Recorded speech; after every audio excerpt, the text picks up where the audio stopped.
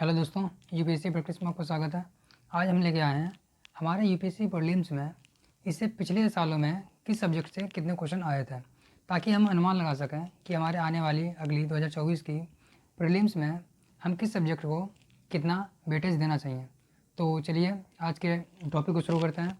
इसमें हम देखेंगे पिछले 6 से 7 सालों के किस सब्जेक्ट से लगभग कितने क्वेश्चन आए थे।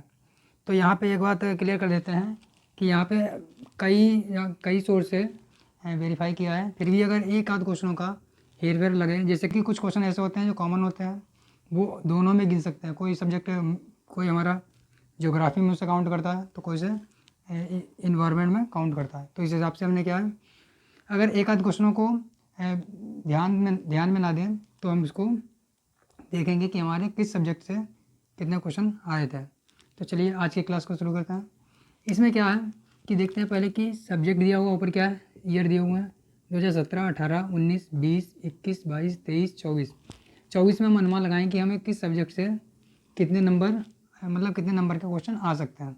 तो उसी हिसाब से हम अपने सब्जेक्ट में क्या कर सकते हैं, टाइम दे सकते हैं। तो देखते हैं कि हिस्ट्री, आर्ट एंड कल्चर, यानी कि हिस्ट्री और आर्ट एंड कल्चर में 2017 में कितने क्वेश्चन आए थे, करीब 14 क्वेश्चन आए थे। और उसके बाद में 18 में कितने आए थे, 21, 19 में कितने आए थे, 15, 20 में कितने आए थे, 20, और 21 में आए थे 20, 22 में भी कितने आए थे, 11 आए थे। उसके बाद में 21 में कितने, 23 में कितने आए, 12 आए। यानी कि आप देख सकते हैं एक अनुमान से कि पहले कम हुए फिर बढ़े, उसके बाद में कंटिन्यूस 20, 21, 20, उसके बाद में कि 11, 12। इसी के हिसाब से आगे हम अनुमान लगाएंगे कितने क्वेश्चन आ सकते हैं। उसके बाद में देखिए ज्योग्राफी में कितने आए हैं, कंटिन्यूसली कितने आते हैं, 12 आए हैं। उसके बाद में 8, 9, 13, 10, 9, 14। हाँ, या इस अनुमान से आप लगा सकते हैं कि ईयर वाइज, यानी कि 17, 18, 19, 20, 21, 22, 23 में किस सब्जेक्ट में कितने क्वेश्चन आए हैं। तो देखिए ज्योग्राफी में कितने आए हैं कि 12, 8, 9, 13, 10, 9, 14। तो इस हिसाब से आप अनुमान लगा सकते हैं कि आपको 24 में ज्योग्राफी के लिए कितना समय देना चाहिए। उसके बाद देखते हैं पॉलिटी से। पॉलिटी में कितने आए हैं आप देखिए लगातार 21, 22, 13, 14, 15, 14, 21, 17। उसके बाद में 24 में देखिए आप अनुमान लगाइए कि आपको पॉलिटी को कितना समय देना चाहिए। उसके बाद देखिए इन्वायरमेंट में हमारे कितने क्वेश्चन आए। इन्वायरमेंट में काफ़ी क्वेश्चन आते रहते हैं, क्योंकि इसमें बहुत से क्वेश्चन जो है हमारे करंट अफेयर्स के भी इन्वायरमेंट में ही क्या है, इकॉनमी में गिन लिया जाता है। तो इकॉनमी में कितने हैं हमारे, 20 हैं, फिर 23, 28 आए। देखिए सबसे कितने हाईएस्ट हैं, 28, 23, 15, उसके बाद में कम होते चले गए 12, 15, 16, उसके बाद में 15। इस हिसाब से कंटिन्यूस क्या है, इकॉनमी में इतना क्वेश्चन आया है। उसके बाद देखते हैं इन्वायरमेंट में हमारे कितने आए। इन्वायरमेंट में क्या है, कंटिन्यूस 14, 12, 21, इसमें देखिए हाईएस्ट है 21। उसके बाद में 15, 15, 18 है, 18। यानी कि इन्वायरमेंट हमारा जो है यूपीएससी की प्रीलिम्स के लिए बहुत ज़्यादा ही वेटेज रखता है। उसके बाद में साइंस एंड टेक्नोलॉजी से देखते हैं कितना है, 7, 13, 11, 11, 12, 15, 10।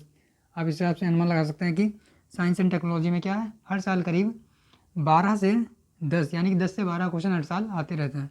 उसके बाद देखिए करंट अफेयर्स। करंट अफेयर्स क्या है हमारा, काफ़ी डायनेमिक से, कभी कभी करंट अफेयर्स के क्वेश्चन को आप इन्वायरमेंट में भी काउंट कर सकते हैं, या फिर इकॉनमी में भी काउंट कर लेता है, कभी कभी पॉलिटी में भी काउंट कर लेता है। कुछ क्वेश्चन ऐसे होते हैं जो प्योरली केवल करंट अफेयर से रिलेटेड होते हैं। तो देखिए करंट अफेयर से कितने आए हैं कंटिन्यूस, 10, 11, 10, कभी एक बार दो क्वेश्चन भी आए हैं, 13, 3, 14, 10, 14। इस हिसाब से देख सकते हैं कि करंट अफेयर से अगर प्योरली देखें तो करीब 10 से 11 के आसपास क्वेश्चन आते हैं। और उसमें करंट अफेयर्स में इन्वायरमेंट और इकॉनमी और पॉलिटी भी अगर काउंट कर लें तो 15 या 20, कभी कभी 25 तक के क्वेश्चन नंबर चले आते हैं। तो आप इस हिसाब से अनुमान लगा सकते हैं कि हमें किस सब्जेक्ट को कितना वेटेज देना चाहिए। इस हिसाब से आप देख सकते हैं कि हाईएस्ट जो सब्जेक्ट को टाइम देना चाहिए, किस में देना चाहिए। सबसे पहले तो इन्वायरमेंट को, उसके बाद में हमें इकॉनमी को, पॉलिटी को, इन 3 सब्जेक्ट को ज़्यादा देने के बाद में आप हिस्ट्री को भी दे सकते हैं, और उसके बाद में geography, science and technology, current affairs पे टाइम दे सकते हैं। यहाँ पे देखिए अगर 2024 में अगर हम अनुमान लगाएं तो हमें कितने क्वेश्चन आने की संभावना है।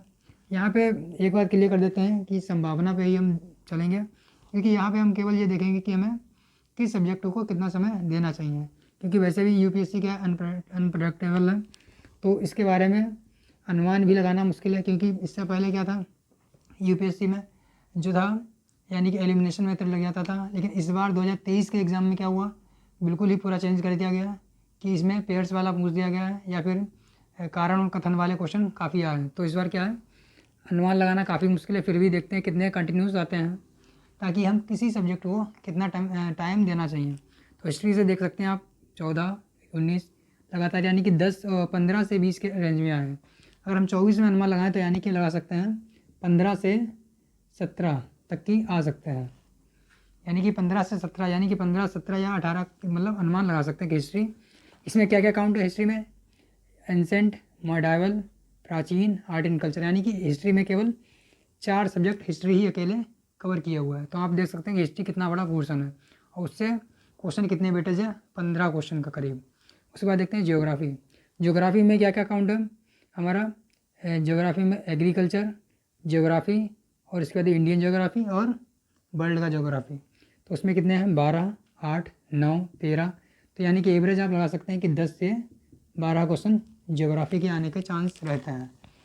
वो भी आप बता दें, पहले ही हम कह चुके हैं कि इसमें क्या होता है, वेरी करता रहता है, कभी कभी 8 भी पूछ देता है, कभी कभी 15 भी कर देता है। उसके बाद देखते हैं पॉलिटी। पॉलिटी क्या कंटिन्यूसली यानी लगातार आ रहा है, कितना, 15 से 17 क्वेश्चन अनुमान लगा सकते हैं, यानी कि 15 से 17 क्वेश्चन हमारे पॉलिटी से आ सकते हैं, ठीक है। उसके बाद में क्या, इकॉनमी से। इकॉनमी काफ़ी बड़ा डायनेमिक है, क्या इसमें 20 आए हैं, कभी 23 भी आए, 28 तक पहुँच चुका है और 14, 15 तक भी गए हैं। तो यानी कि इसका अनुमान हम लगा सकते हैं मोटा मोटा 20 तक की, या 20 से 25 क्वेश्चन हमारे क्या है इकॉनमी से आ सकते हैं। उसके बाद में क्या, इन्वायरमेंट। इन्वायरमेंट पहले ही बोला क्या, 15 से 16 क्वेश्चन आते रहते हैं। देखिए 14 है, 12, 21 तक पहुँचे हैं, 15 और 18 तक, यानी कि 15 से 20 क्वेश्चन हमारे इन्वायरमेंट से आ सकते हैं। तो यहाँ पे इन्वायरमेंट को आप देख सकते हैं कि इसमें कुछ क्वेश्चन टॉपिक जो है करंट अफेयर्स के भी शामिल रहेंगे। तो अगर इन्वायरमेंट बोलते हैं या साइंस एंड टेक्नोलॉजी या फिर इकॉनमी की बात करते हैं तो वहाँ पे हमारा करंट अफेयर्स भी कुछ क्वेश्चन इंक्लूड रहेंगे। उसके बाद किसका नंबर आता है, इन्वायरमेंट से। इन्वायरमेंट से हो गया। उसके बाद हम साइंस एंड टेक्नोलॉजी, कंटिन्यूसली कितने आ रहे हैं हमारे, 10 के आसपास क्वेश्चन आ रहे हैं, यानी कि 10 से 12 क्वेश्चन हमारे साइंस एंड टेक्नोलॉजी से भी आ सकते हैं। उसके बाद करंट अफेयर्स देख सकते हैं कंटिन्यूसली।